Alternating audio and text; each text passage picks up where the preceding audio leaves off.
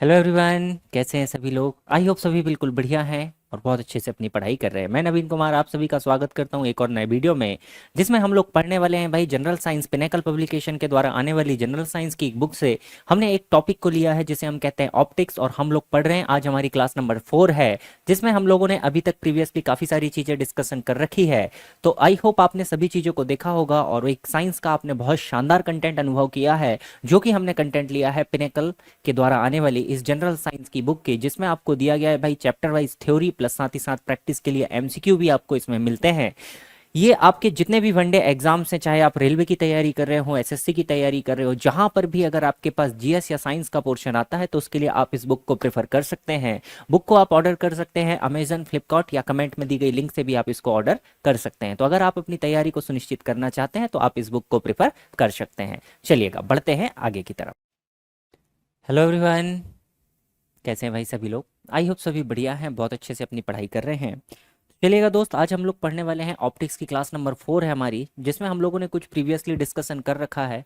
हमने पिछली क्लासेस में क्या क्या चीज़ें डिस्कस कर रखी हैं भाई, तो हमने सारा का सारा रिफ्लेक्शन को पोर्शन जो था हमने उसको डिस्कशन करके रखा हुआ है। परावर्तन किस तरीके से होता है, किसी भी दर्पण से बनने वाले प्रतिबिंब किस तरीके के होते हैं, तो ये सारी घटनाएं हम लोग क्या कर चुके हैं, पहले हम लोग पढ़ चुके हैं। आज की क्लास में हम लोग एक प्रकाश के द्वारा घटित होने वाली एक नई घटना के विषय में पढ़ने वाले हैं, जिसे हम क्या कहते हैं दोस्तों, आपने इसे जाना है अपवर्तन के नाम से, या हम इसे क्या कहते हैं, रिफ्रैक्शन कहते हैं भाई। रिफ्रैक्शन ऑफ लाइट के विषय में हम लोग आज की क्लास से समझने वाले हैं। तो देखिएगा रिफ्रैक्शन एक्चुअल में होता क्या चीज है भाई। तो देखिए अभी तक जो हम बात कर रहे थे परावर्तन में या रिफ्लेक्शन में, तो प्रकाश जा रहा था, जाके एक सतह से टकराकर वापिस आ जा रहा था।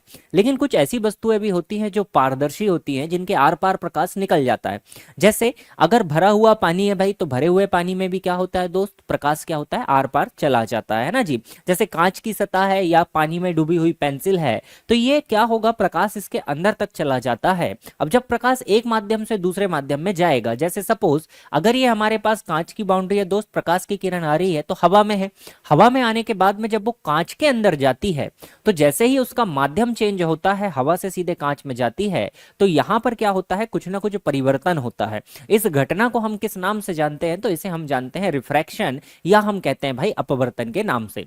तो देखिएगा ये हमने क्या कहती है भाई, अपवर्तन की घटना होती क्या है कि जब प्रकाश की किरण, जब हमारे पास प्रकाश की कोई किरण एक माध्यम से दूसरे माध्यम में प्रवेश करती है भाई, एक माध्यम से दूसरे माध्यम में प्रवेश करती है, जैसे वायु से जल में अगर प्रवेश कर रही है, तो अपने पथ से क्या होती है भाई, विचलित हो जाती है। प्रकाश की किरण जो कि हम कहते हैं कि सीधी सीधी चलनी चाहिए, लेकिन जैसे ही माध्यम परिवर्तित होता है, वो सीधी ना जाकर भाई थोड़ी सी क्या होती है दोस्त, बेंड हो जाती है, अपने माध्यम से क्या होती है, विचलित हो जाती है। तो ये जो विचलित होने वाली घटना है, इसे ही हम क्या कहते हैं, अपवर्तन के नाम से जानते हैं। अब देखिएगा अपवर्तन होता कैसे है, तो अलग अलग जो माध्यम हमारे पास में होते हैं, माध्यम के घनत्व के हिसाब से हम क्या करते हैं, इसको डिफाइन करते हैं। माध्यम के घनत्व के हिसाब से हम क्या करते हैं भाई, तो डिफाइन करते हैं। तो चलिएगा इसको समझते हैं किस तरीके से ये घटना हमारे पास में होती है। तो हमने कहा अपवर्तन की घटना कहां पर घटित होगी भाई, जब एक सघन माध्यम या किसी एक माध्यम से दूसरे माध्यम में प्रवेश करती है। अब देखिएगा जो माध्यम है भाई, अगर कोई माध्यम सघन हम किसे कहते हैं या विरल माध्यम हम किसे कहते हैं, इसे हम डिफाइन करेंगे किसकी सहायता से, वो भी हम लोग समझने वाले हैं कि कैसे हम इसको डिफाइन करने वाले हैं, कैसे हम इसको डिफाइन करने वाले हैं। ओके चलिएगा, ये हमारे पास हमने क्या किया, एक एक्सेस को हमने यहाँ पे ले लिया। अब अगर हम बात करें कि हमारे पास में कोई एक प्रकाश की किरण है भाई, इसमें एक प्रकाश की किरण को लेकर आते हैं, तो देखिए दो संभावनाएं हो सकती है, दो संभावनाएं हो सकती है दोस्त, दोनों को हम साथ ही साथ बनाते हैं, है ना जी। ये हमारे पास में आई दोस्त, यहाँ पर क्या, प्रकाश की किरण, ये हमारे पास पहली प्रकाश की किरण आई।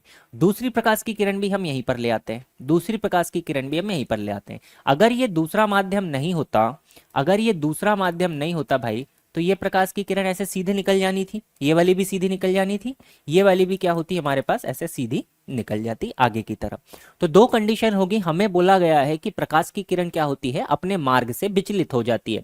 अपने मार्ग से विचलित हो जाती है, इसका मतलब इसका जो मार्ग होगा भाई, वो मार्ग में क्या होगा, परिवर्तन हो जाएगा। मार्ग में क्या होगा दोस्त, परिवर्तन हो जाएगा। अब वो परिवर्तन किस तरीके से हो सकता है, तो देखिएगा या तो प्रकाश की किरण थोड़ी सी ऐसी बैंड हो जाएगी भाई, या तो प्रकाश की किरण जो सीधा था इससे क्या होगी, दूर की तरफ हट जाएगी, दूर की तरफ हट जाएगी। दो ही पॉसिबिलिटी है कि जो सीधा जाने वाला मार्ग था उससे नीचे की तरफ हो जाएगी या क्या होगा उससे दूर की तरफ हो जाएगी। ये सारी घटनाएं हम वन बाई वन सारी चीजें समझने वाले हैं वन बाई वन, थोड़ा सा पेशेंस रखिएगा। देखिए ये हमारे पास कहलाता है भाई इंसिडेंट एंगल या आपतन कोण तो हम इसे कहते हैं। ये हमारे पास क्या होगा दोस्त, आपतन कोण होगा। अब देखिए घटना कैसे होती है, माध्यम को हम कैसे बता सकते हैं, माध्यम को हम कैसे बता सकते हैं भाई, है ना जी। अगर हमारे पास प्रकाश की किरण, देखिएगा ये हमारे पास में क्या होगा दोस्त, तो ये वाली जो एक्सेस होगी ये हमारी अभिलंब कहलाएगी। ये जो अक्ष होगी दोस्त इसको हम कहेंगे अभिलंब। यदि माध्यम की किरण अभिलंब की ओर झुक रही है, माध्यम की किरण अगर अभिलंब की ओर झुक रही है तो हमारे पास जो प्रकाश की किरण है दोस्त ये कैसा है भाई, ये विरल माध्यम से सघन माध्यम की ओर जा रही है, विरल माध्यम से सघन माध्यम की ओर जा रही है। यहां पर ये जो अभिलंब है अभिलंब से दूर की तरफ हट रही है, इसका मतलब हमारी प्रकाश की किरण सघन माध्यम से विरल माध्यम की ओर जा रही है ना जी। सघन माध्यम को हम कहते हैं दोस्त रेयर मीडियम, इसको हम क्या कहते हैं तो इसको याद रखेंगे, सघन को हम कहते हैं दोस्त डेंसर, डेंसर, और इसको हम कहते हैं रेयर मीडियम, इसको हम कहते हैं रेयर मीडियम। तो जब प्रकाश की किरण रेयर मीडियम से डेंसर मीडियम में जाए या डेंसर मीडियम से रेयर मीडियम में आए, विरल को हम कहेंगे भाई रेयर मीडियम, और सघन को हम कहेंगे, सघन का मतलब घनत्व से संबंधित है भाई, इसको हम कहते हैं डेंसर मीडियम, इसको हम कहते हैं भाई डेंसर मीडियम, है ना जी। तो जब प्रकाश की किरण किसी विरल माध्यम से सघन माध्यम में प्रवेश करती है तो ये अभिलंब की तरफ झुकती है, और जब कोई प्रकाश की किरण सघन माध्यम से विरल माध्यम में प्रवेश करती है तो ये अभिलंब से दूर हटती है, तो ये अभिलंब से दूर हटती है। अब देखिए सघन और विरल शब्द को हम किस तरीके से डिफाइन कर सकते हैं, तो कहीं ना कहीं इन शब्दों में आप देखेंगे कि जो सघन शब्द है दोस्त इसमें हमारे पास घनत्व की बात हो रही है, इसमें हमारे पास घनत्व की बात हो रही है।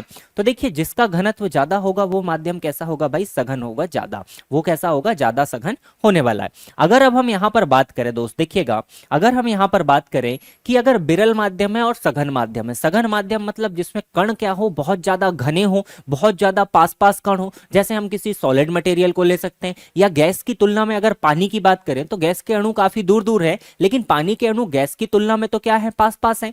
तो ये कंडीशन हमारे पास में हो सकती है। सपोज कीजिए अगर हम यहां पर बात कर रहे हैं विरल माध्यम है दोस्त, अगर विरल माध्यम से सघन माध्यम में जा रही है तो विरल माध्यम में अगर मैंने यहां पर बात किया भाई एयर की, यहां पर हमने बात किया एयर की, तो यहां पर मीडियम क्या हो जाएगा दोस्त, वाटर हो जाएगा। यहां पर मीडियम क्या हो जाएगा, वाटर हो जाएगा, क्योंकि देखो हवा की तुलना में पानी ज्यादा घना है, हवा की तुलना में पानी क्या है भाई, ज्यादा घना है, उसके कण ज्यादा पास पास हैं।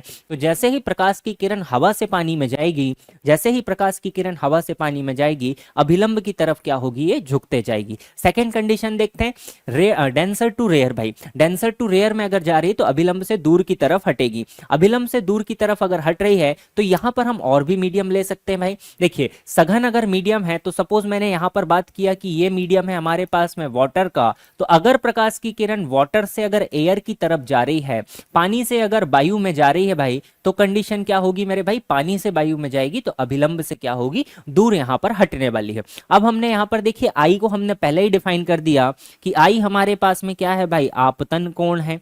आई हमारे पास में क्या है दोस्त, आपतन कोण है या इंसिडेंट एंगल है, एंगल ऑफ इंसिडेंस कहते हैं। अब यहां पर हम एक और एंगल को डिफाइन करते हैं जिसको हम कहते हैं रिफ्रैक्शन एंगल या एंगल ऑफ रिफ्रैक्शन जिसे हम कहते हैं।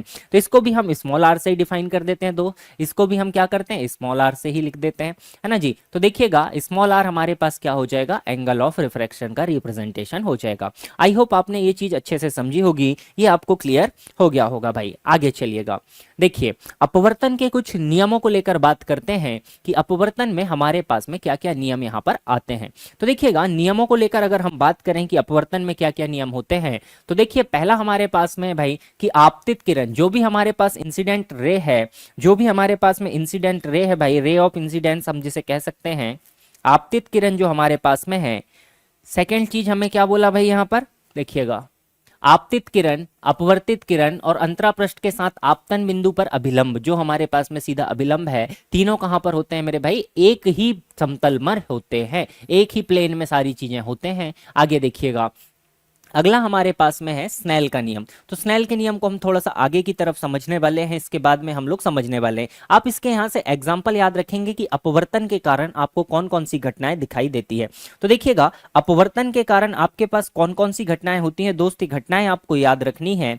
जैसे अगर हम दैनिक जीवन में घटनाओं की बात करें कि आकाश में तारों का टिमटिमाना है, भाई आकाश में जो तारे हमारे टिमटिमाते हुए प्रतीत होते हैं रात में, है ना जी। आगे देखिए, जल से भरे तालाब का कम गहरा प्रतीत होना। अगर कोई तालाब जल से भरा हुआ है तो वो तालाब हमें कम गहरा प्रतीत होता है। पेंसिल को जल से भरे बर्तन में डुबाने पर मुड़ी हुई प्रतीत होना। तो ये सारी घटनाएं आपसे एग्जाम में पूछी जाती है कि अगर किसी पानी से भरे बर्तन में पेंसिल को डुबाया गया है तो वह मुड़ी हुई प्रतीत होती है। यह घटना किसके कारण होती है? तो आंसर आप क्या देकर आएंगे दोस्त? ये घटना होती है प्रकाश के अपवर्तन के कारण। तो ये इंपॉर्टेंट सी चीज हमारे पास में हो जाती है। अब देखिए, एक नियम को लेकर हम लोग यहाँ पर डिस्कशन करते हैं, एक नियम को लेकर हम लोग बात करते हैं।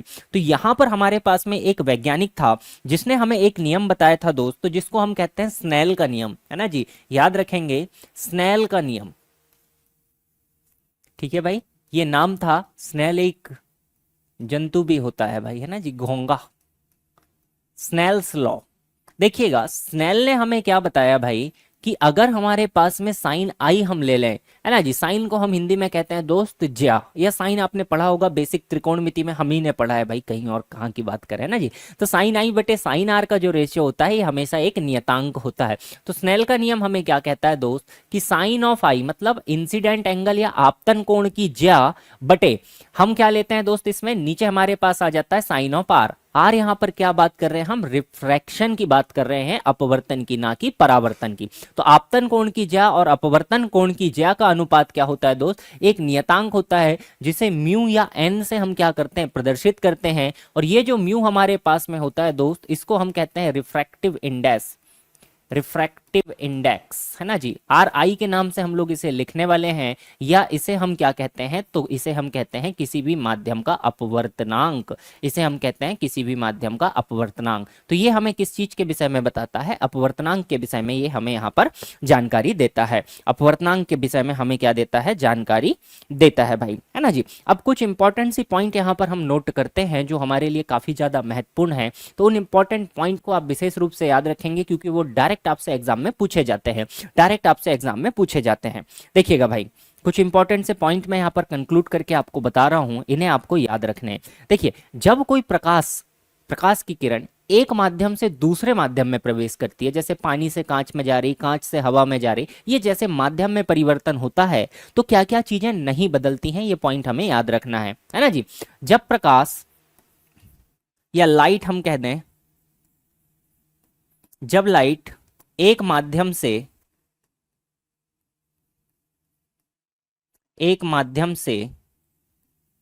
दूसरे माध्यम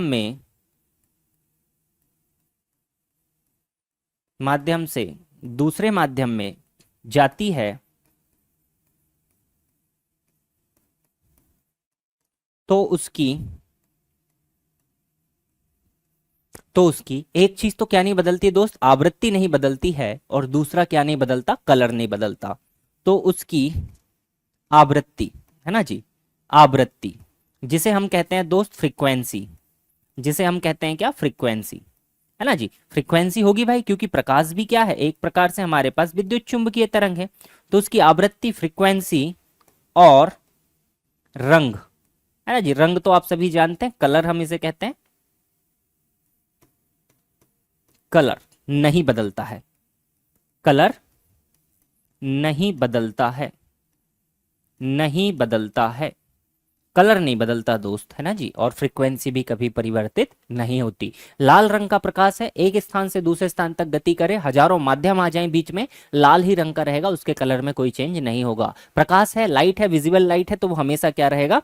विजिबल लाइट ही रहने वाला है। अब चलिएगा आगे और डिस्कशन करते हैं भाई। तो देखिए, स्पीड ऑफ लाइट अगर हम बात करें कि स्पीड ऑफ लाइट हमारे पास में क्या हो जाती है भाई, तो जो लाइट की स्पीड होती है दोस्त, देखिएगा स्पीड में भी थोड़ा सा चेंज आता है भाई, है ना जी। स्पीड ऑफ लाइट की अगर हम बात करें तो स्पीड ऑफ जो हमारे पास में लाइट है दोस्त, स्पीड ऑफ लाइट का कैलकुलेशन कैसे किया जाता है? तो v बराबर हमारे पास में क्या होता है? f इंटू लैम्डा हमारे पास में हो जाता है। जहां लैम्डा हमारे पास में क्या होता है दोस्त? तो वेवलेंथ हमारे पास में हो जाएगी है ना जी। तो स्पीड ऑफ लाइट का जो फॉर्मूला होगा मेरे भाई वो होगा एफ इंटू लैम्डा। ये फॉर्मूला हमें याद रखना है कि v बराबर एफ इंटू लैम्डा होगा। अब हम इससे कुछ रिजल्ट कैलकुलेट करने वाले हैं, उन रिजल्ट को हम विशेष रूप से याद रखेंगे। तो v तो स्पीड ऑफ लाइट हो जाएगी, एफ फ्रीक्वेंसी हो जाएगी, और लैम्डा हमारे पास में आ जाता है दोस्त वेवलेंथ।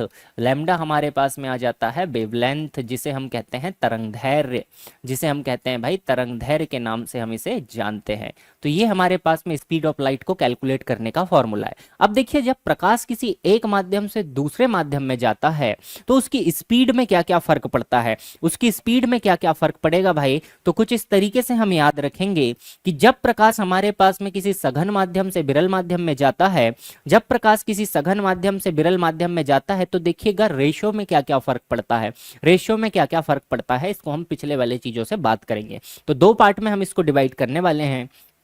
पहली कंडीशन है ना जी, दो पार्ट में हम इसको कंक्लूड कर लेते हैं। ये हमने दो पोर्शन कर लिया, ये हमने इसके दो पोर्शन कर लिए दोस्त, है ना जी। अब हम क्या करते हैं, इसमें लिख लेते हैं। पहली कंडीशन, जब हमारे पास प्रकाश कहां से जाएगा, विरल माध्यम से सघन माध्यम, हमने पहले यही लिया था। तो पहले हम ले लेते हैं भाई कि पहली कंडीशन विरल से सघन में जाए, विरल से सघन में, है ना जी, रेयर से डेंसर में। दूसरा सेकंड कंडीशन हम लेते हैं सघन से विरल में जाए, सघन से विरल में जाए, डेंसर से रेयर में, है ना जी, डेंसर से रेयर में। ये कंडीशंस है, दोनों कंडीशन। दोनों में देखिए आर और आई के बीच में क्या डिफरेंस है, आर और आई के बीच में क्या डिफरेंस है हमने अभी सीखा। पहला देखिए, जब विरल से सघन में जाता है भाई, जब विरल माध्यम से सघन माध्यम में जाता है तो i is greater than two r होता है भाई। विरल से सघन में जाएगा, i is greater than two r होगा। जब सघन से विरल में जाएगा तो i is less than two r होगा भाई, आई छोटा होगा, आर बड़ा होगा। ये कंडीशन क्लियर है भाई, इसको हम यहां पर नोट करते हैं। देखिएगा, जब विरल माध्यम से सघन माध्यम में जा रहा है तो हमारे पास क्या होगा दोस्त, विरल से सघन में जा रहा है तो आर छोटा होगा किससे, आई से, और यहां पर आर क्या होगा दोस्त, बड़ा होगा आई से, सघन से विरल में जाए। ओके, कंडीशन क्लियर भाई, r is greater than two i. अब देखिए, जब सघन माध्यम में प्रकाश जाता है, विरल माध्यम से सघन माध्यम में जाता है दोस्त, तो इसकी जो स्पीड होती है, प्रकाश की जो स्पीड होती है दोस्त, वो थोड़ी सी कम हो जाती है। और जब सघन माध्यम से विरल माध्यम में जाता है तो स्पीड थोड़ी सी क्या होती है भाई, बढ़ जाती है। स्पीड क्या होती है, थोड़ी सी बढ़ जाती है। स्वाभाविक सी बात है, जब प्रकाश बहुत ज्यादा घने वाले माध्यम में जाएगा, सपोज आप एक ट्रैफिक जाम में फंस गए, आपकी स्पीड ऑटोमेटिक कम हो जाएगी। ट्रैफिक जाम में क्या होगा, घनत्व तो बहुत ज्यादा होगा, बहुत कम जगह में बहुत सारी गाड़ियां खड़ी होगी, निकलने की जगह नहीं रहेगी, तो स्पीड ऑटोमेटिकली कम हो जाएगी। तो जब सघन माध्यम में जाएगा तो स्पीड कम हो जाएगी, और जब खुले रोड में विरल माध्यम में जाएगा, रेयर मीडियम में जाएगा, तो स्पीड अपने आप क्या होगी भाई, बढ़ जाएगी। स्पीड अपने आप क्या होगी, बढ़ जाएगी। अब जब स्पीड को लेकर बात कर लिया दोस्त, तो लैम्डा को लेकर भी बात कर लेते हैं कि वेवलेंथ क्या होगी। स्पीड अगर कम हुई है दोस्त तो वेवलेंथ भी क्या हो जाएगी, कम हो जाएगी। स्पीड कम तो वेवलेंथ भी कम हो जाएगी। स्पीड ज्यादा हुई तो वेवलेंथ भी क्या होगी, बढ़ जाएगी भाई। तरंग दैर्घ्य भी क्या होगी, कम ज्यादा यहां पर होती रहेगी, लेकिन फ्रीक्वेंसी में कोई भी चेंज नहीं आएगा। आवृत्ति जो पहले थी वही आवृत्ति अभी भी बनी रहेगी। ठीक है जी, यहां तक के पॉइंट क्लियर हो गए भाई, यहां तक के पॉइंट क्लियर हो गए, है ना जी। तो अब हमने कुछ यहां पर नियमों को लेकर बात कर लिया है। ठीक है, कुछ नियमों को लेकर हमने बात कर लिया है। अब देखिए, अपवर्तन के नियमों को लेकर हम चीजों को समझते हैं। तो अभी हमने क्या डिस्कशन किया भाई, स्नेल का नियम हमने अभी पढ़ा है कि स्नेल का नियम हमें बताता है भाई म्यू, या हम इसे एन से भी दर्शाते हैं दोस्त, याद रखिएगा। अपवर्तनांक को आप एन से भी रिप्रेजेंट करते हैं, मल्टीपल बुक्स में अलग अलग तरीके से रिप्रेजेंट किया गया है। ये म्यू हो जाता है और एन से भी हम इसको रिप्रेजेंट कर देते हैं। तो चलिए आगे बात करते हैं अपवर्तनांक को लेकर। तो बेसिकली अगर हम देखें कि जो एक रिफ्रैक्टिव इंडेक्स है दोस्त, ये हमारे पास में होता क्या है। तो देखिए, अपवर्तनांक या रिफ्रैक्टिव इंडेक्स को लेकर हम लोग बात करते हैं तो ये एक्चुअल में क्या है, एक नियतांक राशि है। इसका कोई मात्रक नहीं होता है, कोई यूनिट नहीं है। ये वास्तव में क्या है, रेशो है। दो समान चीजों का क्या है भाई, अनुपात है। कौन सी समान चीजों का अनुपात है, तो याद रखिएगा कि जो लाइट की स्पीड होती है, प्रकाश की जो चाल होती है भाई, निर्वात में जो गति होती है और किसी माध्यम में जो गति होती है, निर्वात में प्रकाश किस स्पीड से चल रहा है और किसी माध्यम में प्रकाश किस स्पीड से चल रहा है, इनके बीच में जो अनुपात निकल कर आता है उसे ही हम क्या कहते हैं, रिफ्रैक्टिव इंडेक्स हम कहते हैं। और दूसरे तरीके से भी हम कैलकुलेट कर सकते हैं दोस्त, कोई दिक्कत नहीं। रिफ्रैक्टिव इंडेक्स को हम साइन आई बटे साइन आर से भी कैलकुलेट कर सकते हैं। तो स्नेल ने भी ये नियम बताया था कि रिफ्रैक्टिव इंडेक्स ऐसे भी कैलकुलेट कर सकते हैं। और सेकेंडली अगर हम बात करें तो रिफ्रैक्टिव इंडेक्स रेशियो किस चीज का है, अनुपात किस चीज का है भाई, तो अपवर्तनांक कहते किसको हैं, तो देखिएगा अपवर्तनांक कहलाता क्या है, निर्वात में प्रकाश की चाल बटे माध्यम में प्रकाश की चाल के अनुपात को हम अपवर्तनांक कहते हैं। Speed of light in vacuum divided by speed of light in the given medium. चलिए क्वेश्चन देखिएगा, एक क्वेश्चन हमसे यहां पर बनता है। तो क्वेश्चन हमें क्या कहता है यहां पर कि कांच का अपवर्तनांक 1.5 है भाई, कांच का जो अपवर्तनांक है 1.5 है। Refractive index of glass is 1.5। If the speed of light in vacuum is 3 × 10⁸ metre per second, then find velocity of light in this medium. तो देखिए हमें पता है भाई वैक्यूम में जो स्पीड है वो कितनी है, 3 × 10⁸ मीटर प्रति सेकंड। हमें निकालना है कि कांच में किस गति से प्रकाश चलेगा। तो देखिए अपवर्तनांक की सहायता से निकाल सकते हैं। तो अपवर्तनांक हमारे पास कितना है भाई, 1.5 है दोस्त, है ना जी। अब यहां पर देखिए वैक्यूम में कितनी स्पीड दी गई है दोस्त, 3 × 10⁸ मीटर प्रति सेकंड।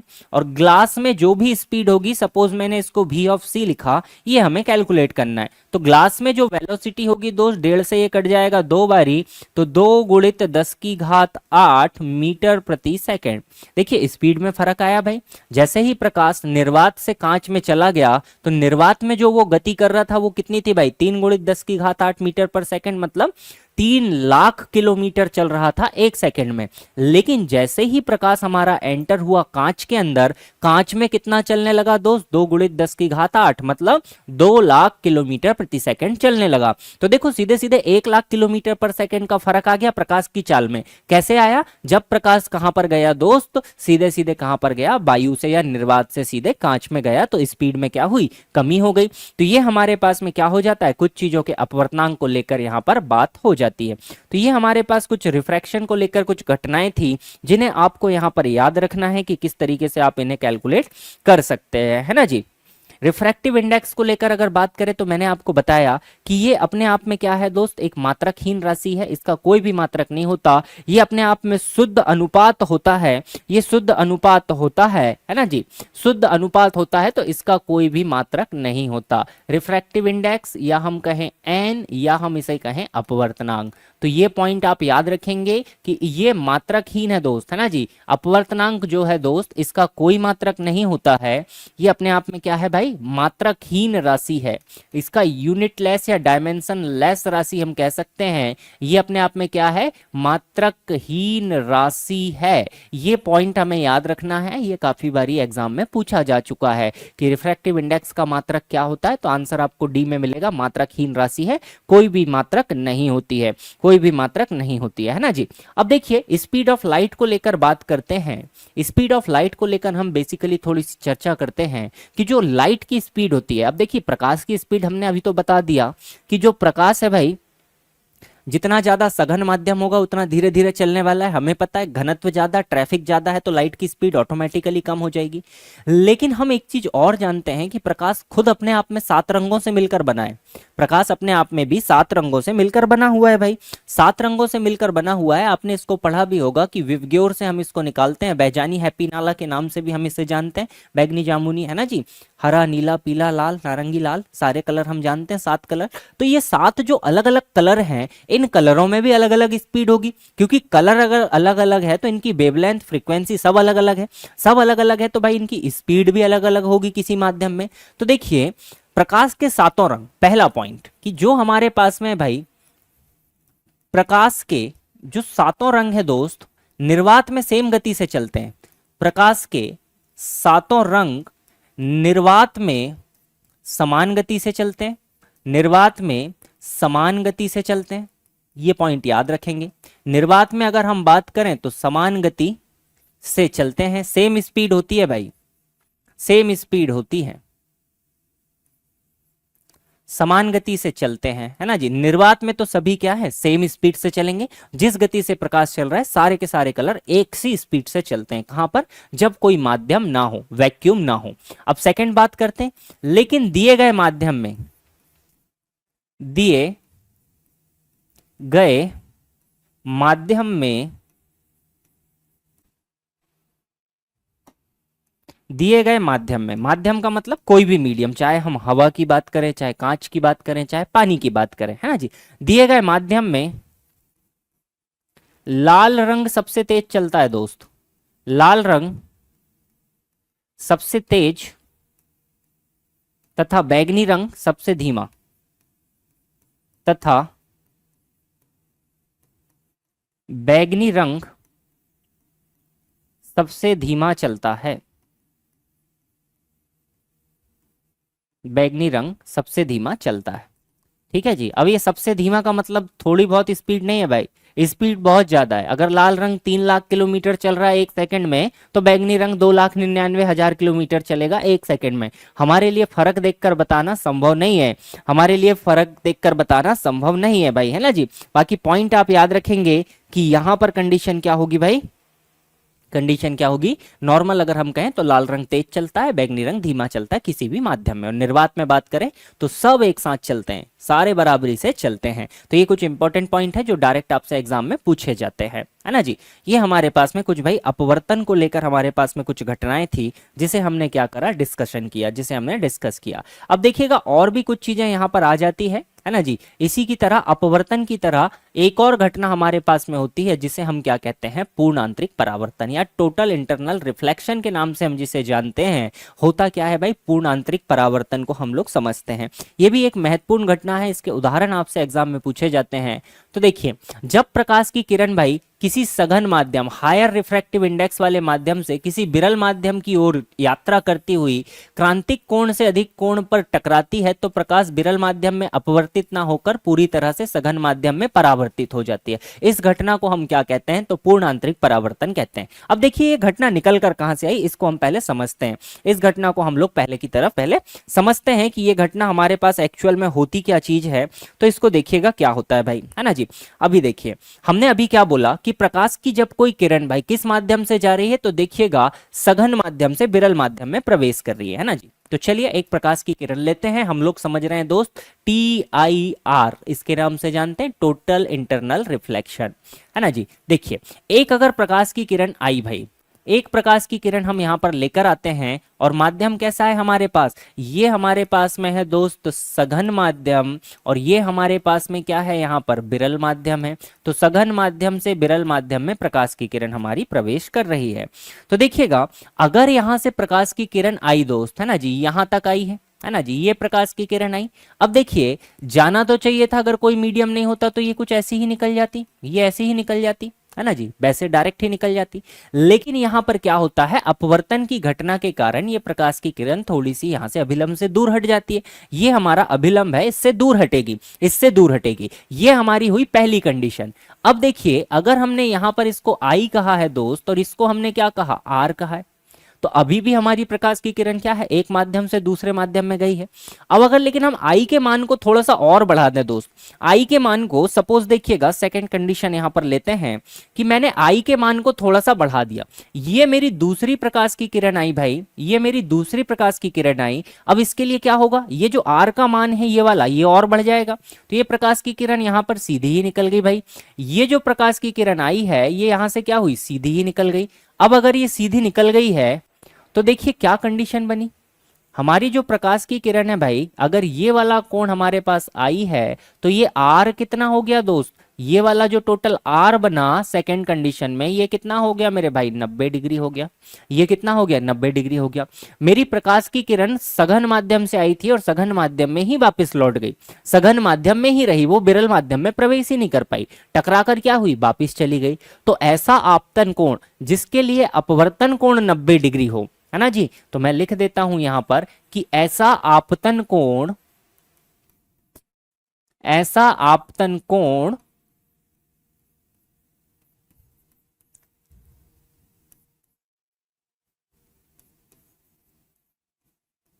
जिसके लिए अपवर्तन कोण 90 डिग्री हो, जिसके लिए अपवर्तन कोण,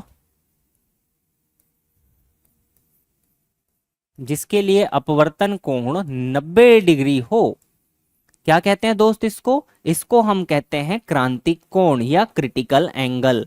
बाउंड्री पे होता है भाई क्रिटिकल, मैंने आपको हमेशा बताया है कि क्रिटिकल का मतलब ही क्या होता है, बिल्कुल बाउंड्री पे, या तो उस पार या तो इस पार, बस आखिरी स्थिति में है, उसी कंडीशन को हम क्रिटिकल कहते हैं। तो देखो अगर आपतन कोण हमारे पास कुछ आई हुआ तो आर 90 डिग्री है, इससे अगर थोड़ा सा कम करेंगे आई को तो वो विरल माध्यम में आ जाएगी, थोड़ा सा बढ़ाएंगे तो सघन माध्यम में ही चली जाएगी। तो इसको हम क्रांतिक कोण या हम इसको कहते हैं दोस्त क्रिटिकल एंगल, इसको हम कहते हैं क्रिटिकल एंगल, इसको हम कहते हैं क्रिटिकल एंगल।